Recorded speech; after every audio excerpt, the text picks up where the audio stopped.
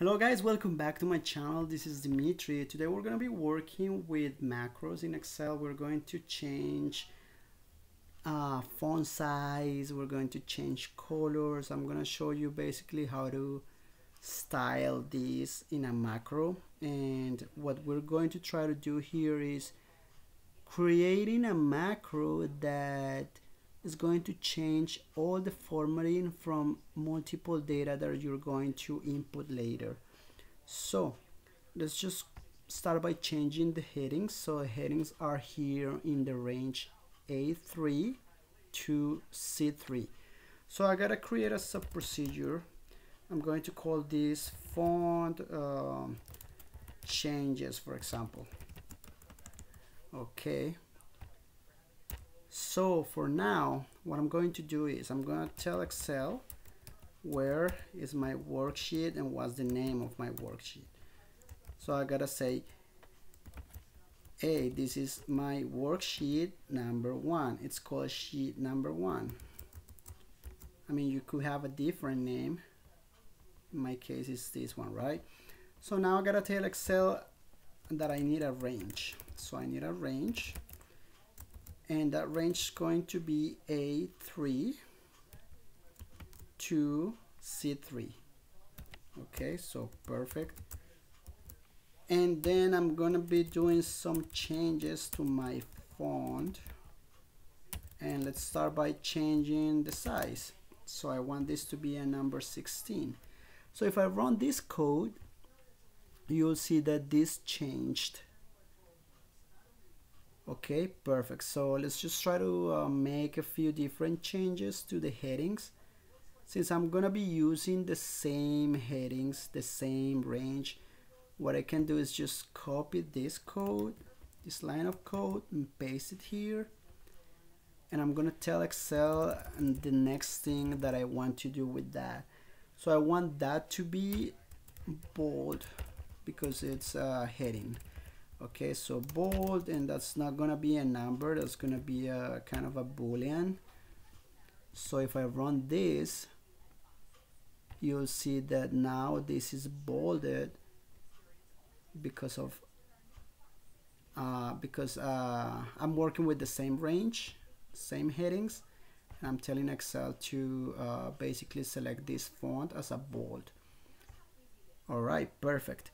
So let's just change this date. I want it to be red, okay, color red. So I don't want the whole like range now, but I want the cell. So I'm going to use the same code, but in this case I'm going to tell Excel to select a cell instead of a range. How do you do that? So you're going to tell Excel what's the number of rows and columns, basically where is the intersection between those. So I have the row number 1, 2, 3, and then I got the column 1, so 3, 1. That's gonna be basically the intersection. All right, that's gonna be my cell. Specifically, this cell is going to have some changes. So I'm just going to do, let's say, color index, and then colors in this case are represented by numbers. So I'm just gonna say number 3, and then if I run this code, now I'll see this as a red color. Okay, just this cell, because that's the thing that I just specified. So we're done with the headings, so let's just do something else with the whole table. All right, let's just basically paste the same code, but now we're gonna change the range. So I want this to start from A4, right, because we're done with the headings, and then I want this to go to C8.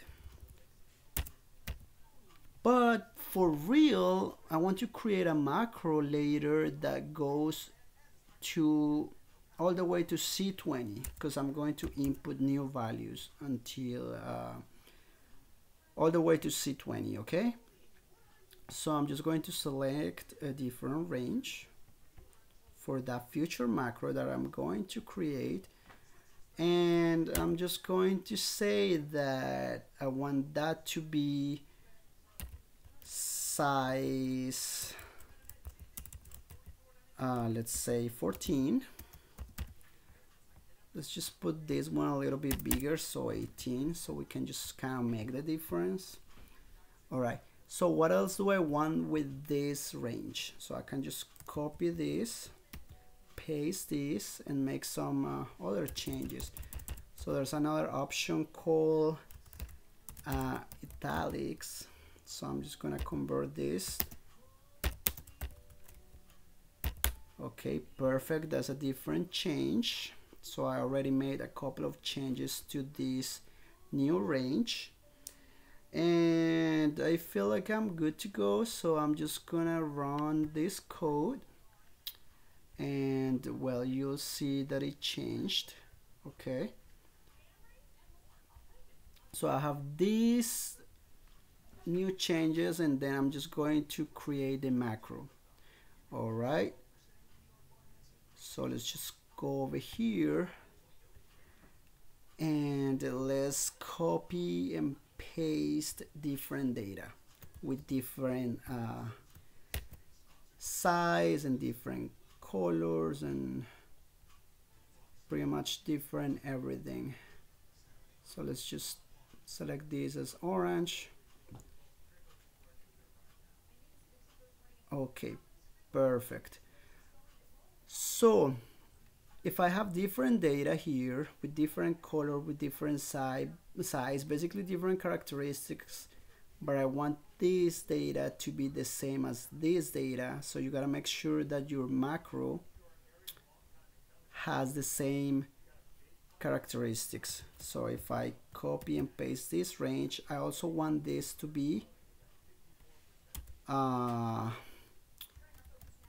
black. So I'm just gonna type this color index equals 1.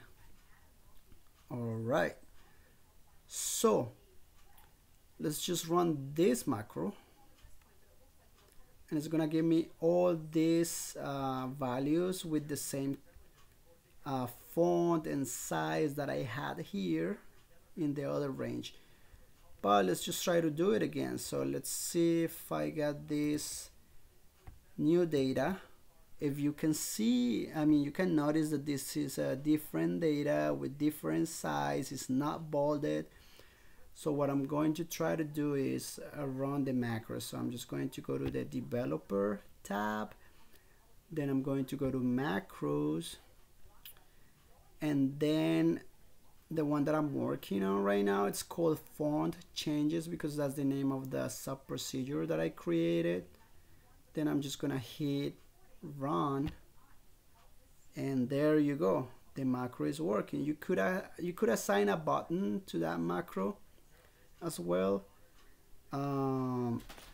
Let's just try it again. So the range is going all the way to C20. So if I scroll down, now if I copy, let's say new data here. So if you notice here, I have this range is not included in my macro. So the macro should go all the way to C20. So if I run this macro, this part shouldn't run, shouldn't change at all. So let's just go to macros, and let's just run this macro, and there you go. So if you can see the range that I have here, it goes from A4 to C20, and that's it. Okay, perfect. So our macro is basically working. And that's pretty much everything for today, guys. I hope you guys like the video and enjoy it.